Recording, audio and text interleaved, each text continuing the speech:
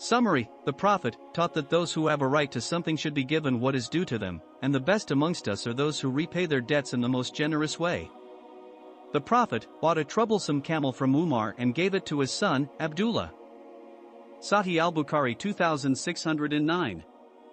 Narrated Abu Huraira, the Prophet took a camel of special age from somebody on credit. Its owner came and demanded it back, harshly.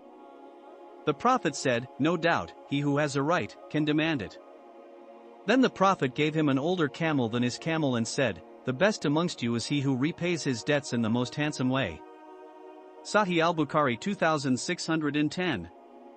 Narrated Ibn Umar, that he was in the company of the Prophet on a journey, riding a troublesome camel belonging to Umar.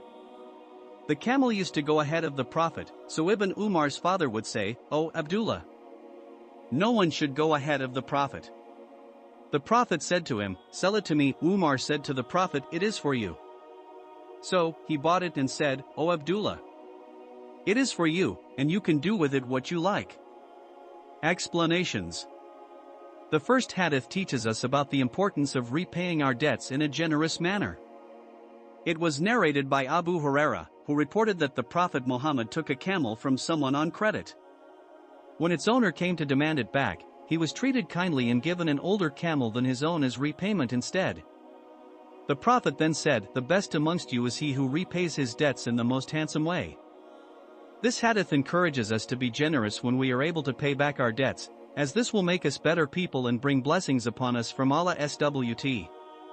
We should also remember that if someone has a right over something we owe them, then they should be given what is due to them without any harshness or rudeness on our part.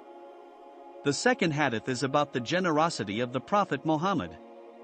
It is narrated by Ibn Umar that he was traveling with the Prophet on a journey, riding a troublesome camel belonging to Umar.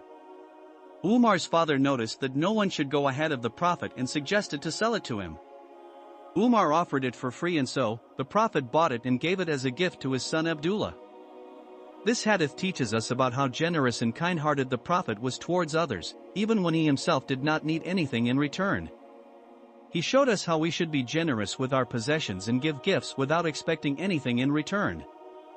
It also shows us how important respect for elders is in Islam, as Umar's father was respected by both his son and the Prophet himself for his wise advice.